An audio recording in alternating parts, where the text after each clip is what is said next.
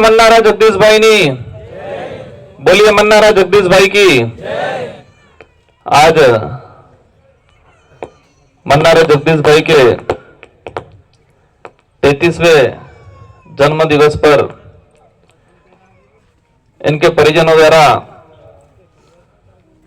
और ये जाडोल विधानसभा के कोटड़ा, जाडोल, फलासिया तीनों ब्लॉक के कार्यकर्ताओं के द्वारा आज ये जो कार्यक्रम आयोजित किया, उनकी याद में इस कार्यक्रम में हमारे पहुंचे हुए जनप्रतिनिधि, हमारी माताएं, बहनें, हमारे बड़े बुजुर्ग, युवा साथी, लंबे समय बाद जाडोल फलासिया में मेरा आना हुआ दोबारा, और उस कार्यक्रम में आए हैं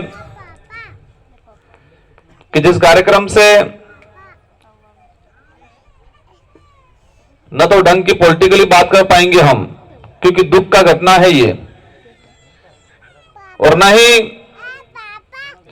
कुछ बोलने की इच्छा हो रही है।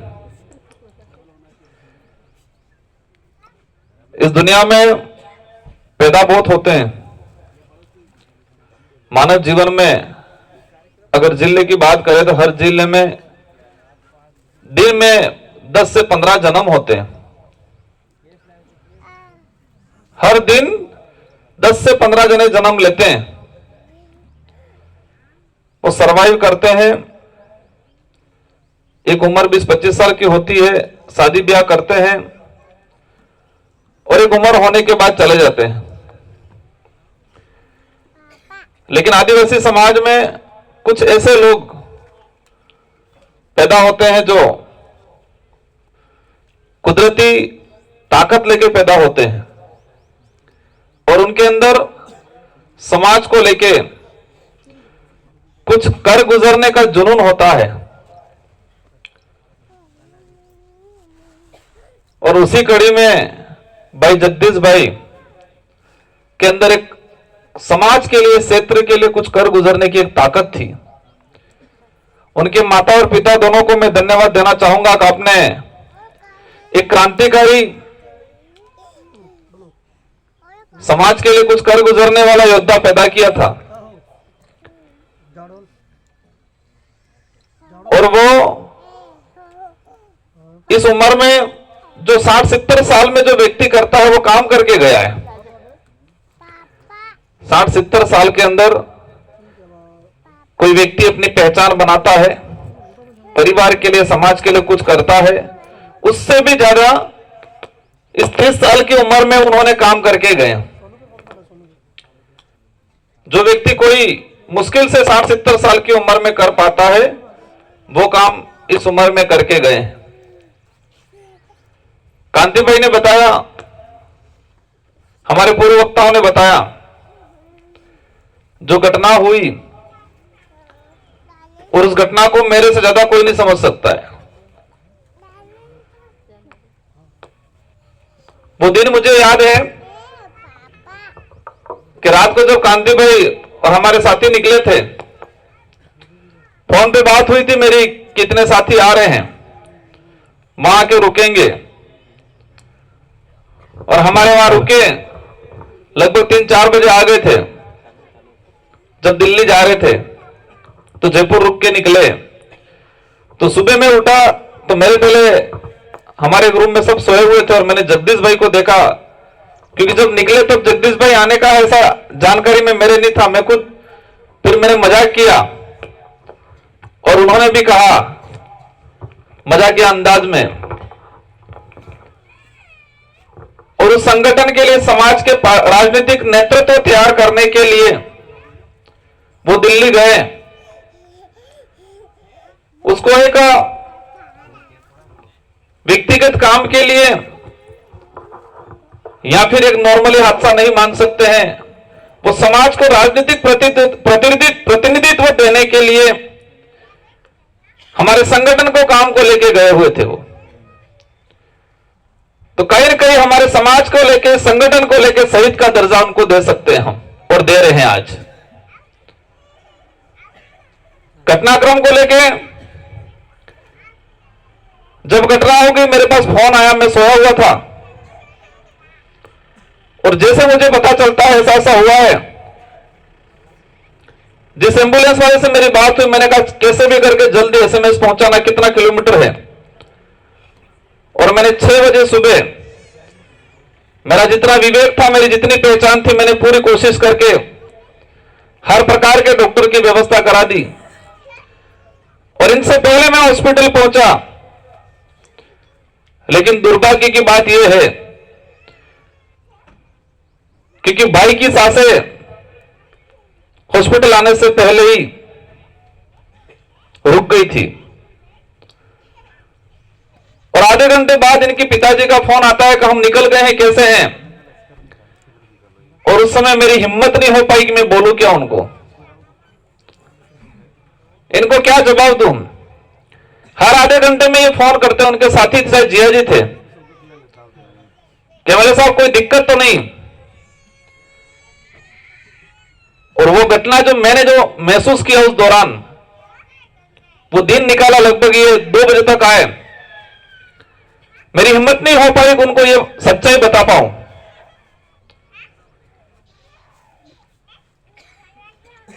अब मैं इस मंच से यही कहना चाह रहा हूं कि हमने जगदीश भाई को खोया है,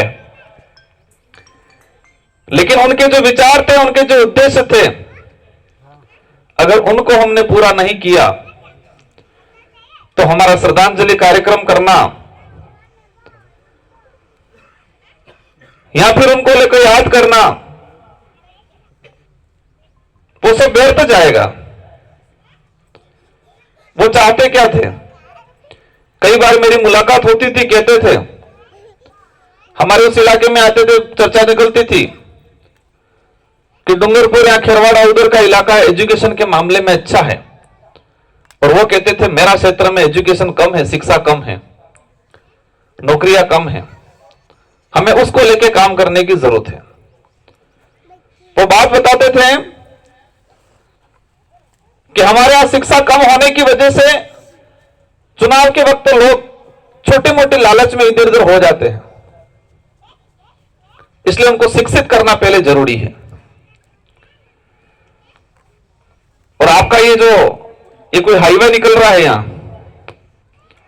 उसको लेके भी कई बार कहा उस भाई ने मुझे कि एमएलए साहब, हमारा मन का गाढ़ था कि कई जगह विसी जाए, और मैं बहुत कोशिश कर रहा हूं कि हमारे लोग वो जमीन नहीं बेचे, और बेचता भी है तो हमारे किसी भाई को बेचे, अदर को नहीं बेचे, मैं कोशिश कर रहा हूं, ये कहा था उन्होंने। क्या उस बातों की पालना कर रहे हो आप लोग सब? उनका एक उद्देश्य था कि ये जो हाईवे जो निकल रहा है, तो हमारे समाज के लोग, क्योंकि आप डोंगरम पड़ जा रहे जा कार्य 10-15-20 लाख डीडा नहीं, और बाहर ना दलाल लाविन तमन थोड़ा बता दी थी, तुम्हारा मन का गाड़ा वजूं करे ना जगह कई विसी जाए, तो अब्बा वाला सूर के जाएगा, के रहेगा, के मकान बनावेगा, के खेती करेगा, यह चिंता उस भाई को थी।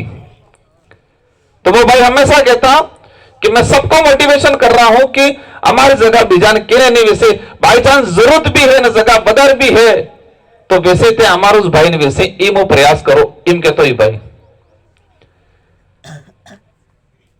अगर आसपास इलाके में हम सच्ची श्रद्धांजलि देना चाहते हैं तो आज ठान के जाना है, यहां पर जो पांडाल में है, और ये बात अदर सोशल मीडिया के माध्यम से दूसरी जगह जाती है इस इलाके के अंदर, तो आपको सच में इस भाई के जो संघर्ष था, उस भाई के जो उद्देश्य थे, और सच्ची श्रद्धांजलि देने है, तो तय करके जाना कि अपने आना इलाका में कोई जगह वैसेगा नहीं करोगा।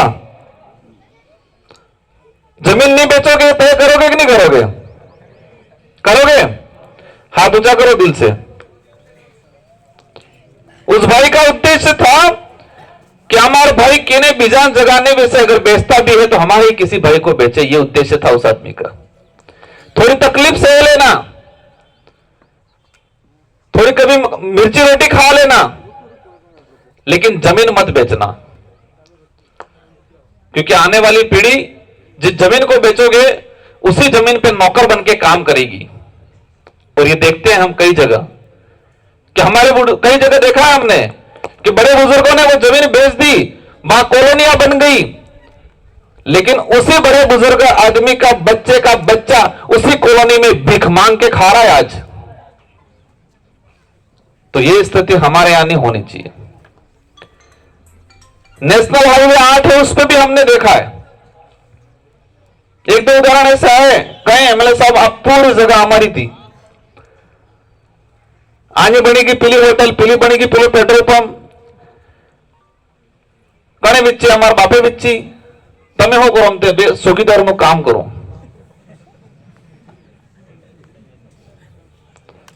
ये सच्ची घटना है। और आप लोग अगर ये जमीनें बेचते हो तो आपके बच्चे भी जिस जमीन को आप बेच के आज अय्यासी करोगे, गाड़ी लाओगे, बढ़िया फर्स्ट क्लास धूमधाम बेशार तोड़नी रकम लावीने बजंटी ने नेकलेस ने जी धूमधाम करोगे डीजे बीजे, लेकिन वो धूमधाम वाला जो बच्चा पैदा होगा के वो बच्चा उसी जगह नौकर के रूप में, चौकीदार के रूप में, चपरासी के रूप में काम करेगा। जिस जमीन को आप बेच के अय्यासी करोगे उसी जमीन पे जो बनेगी होटल या मकान, वही आपका बच्चे का बच्चा साफ सफाई નું काम કરી नौकर करेगा या मांगी खाएगा। तो वो भाई ये चाहता था कि हमारे इलाके में, और सारे गुजरात के लोग पढ़े हैं इस इलाके को, हमारा इलाका स्वर्ग है। स्वर्ग के बीजे नहीं है, आ स्वर्ग है। शुद्ध ऑक्सीजन મળે આપણે અહીંયા। મોટો મોટો શહેરમાંથી ઓક્સિજન લેવાનું બી હવે એટીએમ લાગવાનું है। मनक बीमार हुए तेने एटीएम लगेगा, बॉक्स बनेगा, आराम शुद्ध ऑक्सीजन मिलेगा, अर्धो घंटो जाइन भी ऑक्सीजन लिएगा, पसे आविन फरेगा, काम करेगा। ये बड़े शहरों में ये शुरुआत होने वाली है। तो हमारे यहां शुद्ध ऑक्सीजन है, शुद्ध पानी है, माहौल बढ़िया है, और स्वर्ग पे सबकी निगाहें हैं, गुजरातियों की निगाहें हैं, और ये गुजराती पूरे देश को भी डुबो रहे हैं। डुबो रहे नहीं डुबो रहे हैं। और इस मंच से मैं उस बात पे नहीं जाना चाहूंगा, लेकिन ये तय करके रखना, और मुझे दुख है कि आप सबने ही मिलके, वो भाई चुनाव लड़ना है यूं करके मेहनत नहीं कर रहा था, वो भाई मेरे समाज के लिए लड़ूंगा यूं करके मेहनत कर रहा था, लेकिन सबकी इच्छा थी कि इस भाई को चुनाव लड़ाए ताकि इस ये जो मेहनत है और ये जो लड़ाई ताकत के साथ लड़े और विधानसभा में जाके लड़े। ये चाहते थे आप सब और हम सब भी। और ऐसा हादसा होने के बाद इनके डर से किया गया, कारण कुछ भी रहे हो, लेकिन यहां की लड़ाई हमको लड़नी है। तो आप सबको एकजुट होके एक स्वर में आने वाला पंचायती राज चुनाव और विधानसभा चुनाव लड़ना पड़ेगा, तो ही तुम्हारी जल जंगल जमीन बचेंगे, और तभी यहां से आरक्षण को लेके आवाज जाएगी।